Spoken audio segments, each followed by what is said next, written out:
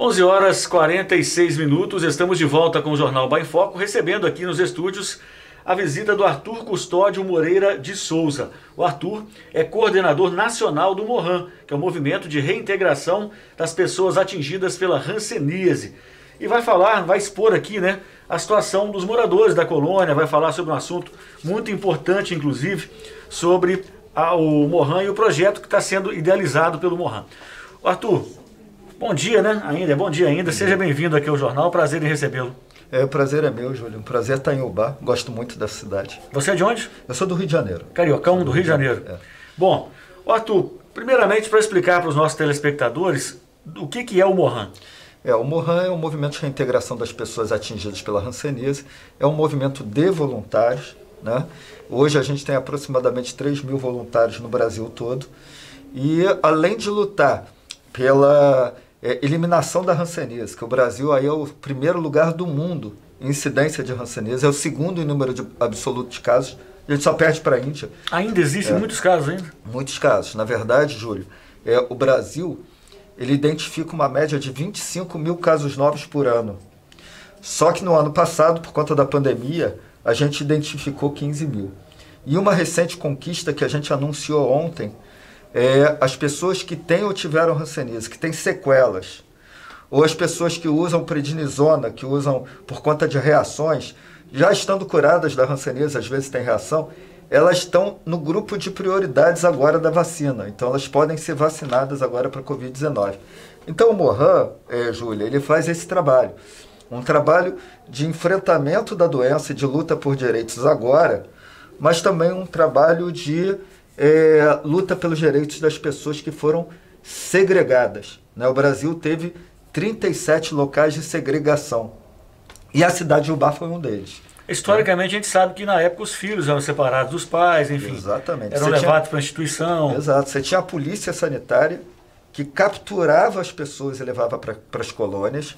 E depois da captura, então, as pessoas podiam casar novamente na colônia, porque elas tinham morrido para a sociedade e renascido na colônia. Então a Igreja Católica permitia um novo casamento. E as pessoas casavam, tinham filhos, os filhos eram imediatamente tirados delas e levados para um preventório, um orfanato. No caso, aqui em Ubá, o preventório ficava em Juiz de Fora. Isso tudo era obrigatório. Isso era obrigatório. Era força, né? Isso era força. E isso persistiu até 76. E aí, isso configurou um crime de Estado. Por quê? Porque a partir da década de 40, as pessoas já tinham cura. Não tinha que estar tendo segregação mais. E nem separação de filhos. E o Brasil continuou fazendo isso. E aí, em 2007, o presidente Lula fez uma medida provisória, que depois foi transformada em lei, e o Brasil foi o segundo país do mundo a indenizar quem ficou nessas colônias. Então, em Ubá, na colônia, tem muita gente que foi indenizada. Essa indenização, Júlio, significa que as pessoas de lá para cá, desde a época do presidente Lula até agora, elas receberam alguma coisa em torno de R$270 mil. Isso é dinheiro que entra para o município por pessoa. Isso é dinheiro que entra para o município, porque são cidadãos do município. Então é importante essa discussão puxada hoje pelo vereador José Carlos aqui na cidade, com apoio de outros vereadores, e a gente vai sentar com eles e conversar. Tem alguns intuitos, né? Discutir a colônia está lá com a FEMIG, né? Uma área da FEMIG, mas existem moradores lá. Eles precisam ter uma segurança. Nesse momento da vida, muitos deles são muito idosos, algum nível de segurança. Então, em vários lugares do Brasil, e em Betim, inclusive aqui em Minas Gerais, tem projetos de legalização fundiária, né? Então, reconhecer a casa das pessoas. E aí deixar aquela parte hospitalar, é o hospital, fica FEMIG, né? Não se fala em municipalização agora. Eu ia te perguntar isso agora. O intuito dessa sua vinda aqui, dessa discussão, é municipalização ou não? Não. Eu acho que tem dois intuitos, né? Uma, reconhecer que as pessoas lá são cidadãs de Ubá. E que é importante que esse conjunto de políticos de Ubá nos ajude para lutar da indenização, não só estadual, que foi muito baixa, né? O governo Zema, infelizmente, está dando 14 mil para cada filho separado. Isso, nesse momento de vulnerabilidade social das pessoas, é uma vergonha, né? Então, todas as pessoas que foram estupradas, que sofreram violência, nesses educandários, como foi de Juiz de Fora, reconhecer que houve um crime de Estado não é 14 mil, né? Então era importante, isso é um segundo preconceito, sabe, Júlio? Porque quando você diz assim, olha, caiu um poste aqui, processei o Estado, ganhei 80 mil, isso é uma coisa. Agora as pessoas sofreram a vida toda e ainda sofrem efeitos prolongados do que elas passaram. Vão sofrer mentalmente pro resto da vida. O resto da vida. Isso aí não tenho dúvida. Então 14 mil é um absurdo. Então a gente precisa que os políticos daqui de Ubá se aliem à questão dos filhos separados, seja na luta no Estado e seja na luta federal, né, que também tem um projeto de lei na Câmara dos Deputados que está parado. Então é importante esse processo. E a segunda coisa, Júlio, é o reconhecimento daquele espaço como um espaço da memória, um espaço de patrimônio histórico do município de Ubá. A história do Ubá está muito ligada à história da segregação das pessoas que houve naquela colônia. Então, seria um tombamento ideal? Um tombamento. Eu acho que a gente precisa iniciar uma conversa do Mohan com o governo federal, com o Instituto de Patrimônio Histórico, com a Secretaria da Mulher, Família e Direitos Humanos. Então a gente está fazendo uma discussão federal de um tombamento em série, um tombamento federal em série de todas as colônias no Brasil. Mas é importante que espaços sejam dados também no território. Então é importante que o município do Ubá perceba a importância histórica daquele conjunto arquitetônico, das memórias das pessoas, da memória da dor, e aí começa um processo de tombamento municipal. Isso vai acelerar o tombamento federal, com certeza. Isso significa também recursos para o município, sejam recursos federais, mas sejam recursos também de iniciativa privada, e até mesmo existe uma coisa que é um turismo relacionado a patrimônios históricos, né? Isso é atrair um turismo para a cidade, né? Atrair um conjunto de pessoas que podem querer reconhecer um local onde foi um local de segregação. Sem dúvida nenhuma. Ô Arthur, esses filhos que hoje foram enviados para outros municípios, existe hoje, por exemplo, um arquivo para ter certeza de quem são essas pessoas? Existe um cadastro dessas pessoas para a gente ter certeza o Mohan quem fez são? Um cadastro, mas é um cadastro que não é reconhecido, porque é um cadastro de um movimento social, e a gente catalogou aproximadamente 14 mil pessoas. Há uma estimativa do governo federal que seja mais ou menos por aí mesmo, 14 a 16 mil pessoas vivas ainda. Isso aqui é um bar? Não, isso é a nível federal. A nível federal. Né? Agora, a maior colônia, alto aqui. A maior colônia do Minas Gerais teve 5 colônias, que foi Sabará, Betim, Ubá, Três Corações e Bambuí. Né? Então foram 5 locais de segregação. E tem Betim, que foi uma das maiores do Brasil. Betim e Bauru foram as 2 maiores colônias do Brasil com o maior conjunto de pessoas. Hoje, no bairro de Citrolândia e Betim, moram 50 mil pessoas. Né? E a gente tem ali em torno de 800 pessoas da época da segregação ainda vivas. Então é importante que a gente reconheça esses locais, avance nessa questão do reconhecimento histórico desses locais. Agora, os filhos separados, como você me perguntou, existem locais, e aí a gente precisa preservar essa documentação histórica que está lá em Juiz de Fora, também a preservação dos documentos históricos aqui da colônia de Ubá, porque através dos documentos você consegue identificar os filhos que foram tirados. Agora, Júlio, muitas crianças foram adotadas de maneira irregular.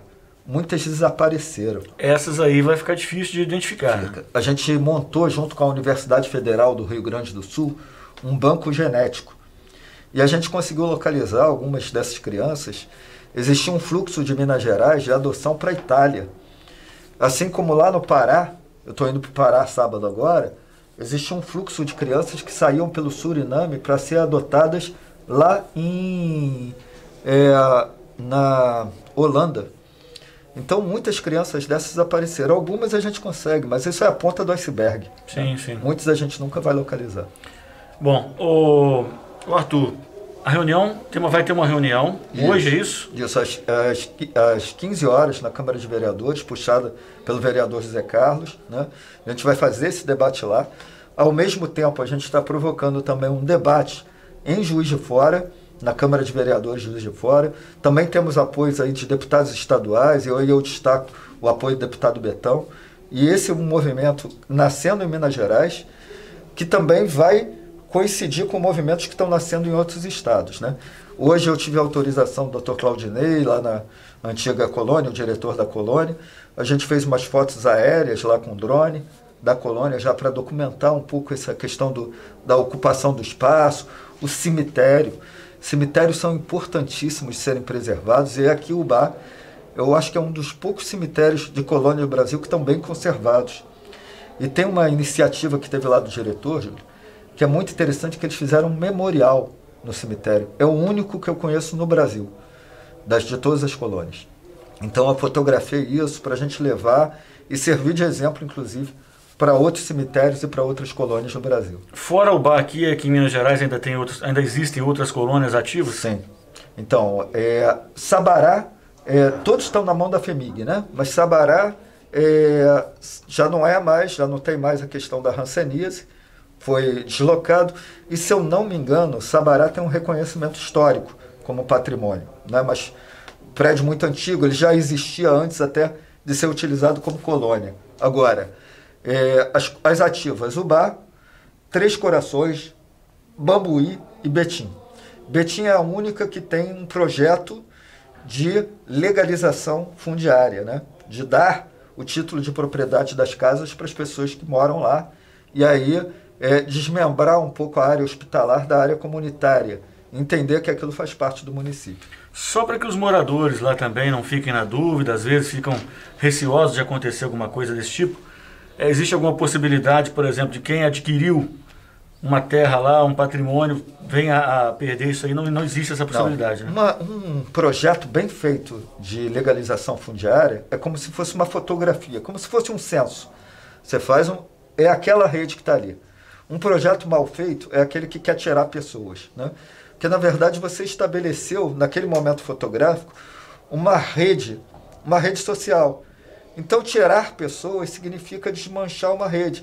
E quando eu digo rede, é com tudo de bom e ruim que tem, né? Sim. Então, se você tem alguma coisa que não, aqui tem, sei lá, alguma pessoa que não é legítima de estar aqui, que eu não queria que tivesse, já era, porque faz parte da rede. Vai continuar lá, né? Eu me lembro de um projeto que o pessoal queria tirar as trabalhadoras do sexo que moravam numa... Não tem isso, elas têm que ficar lá porque elas fazem parte da rede, né? Então, você protege as pessoas que estão lá.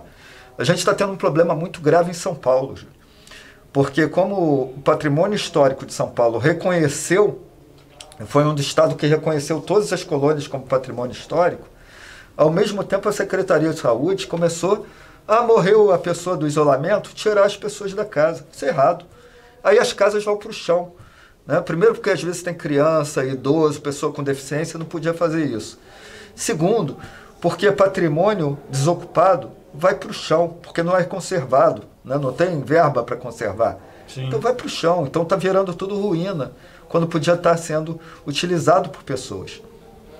Interessantíssimo, tá, Arthur? Isso é realmente muito importante, na verdade. Não é nem interessante, é importante para todas as pessoas, né? Não só aquelas que sofreram na pele esse problema durante anos e anos aí, né? Que você citou, que você brevemente resumiu aqui do que aconteceu com essas pessoas. A história é muito maior do que isso, né? Aconteceram muito mais coisas que isso, mas nesse resumo que você fez já dá para ter uma noção do que essas pessoas passaram e ainda vão passar psicologicamente pro resto da vida, vão levar pro resto da vida essas situações em que viveram, em que os familiares viveram.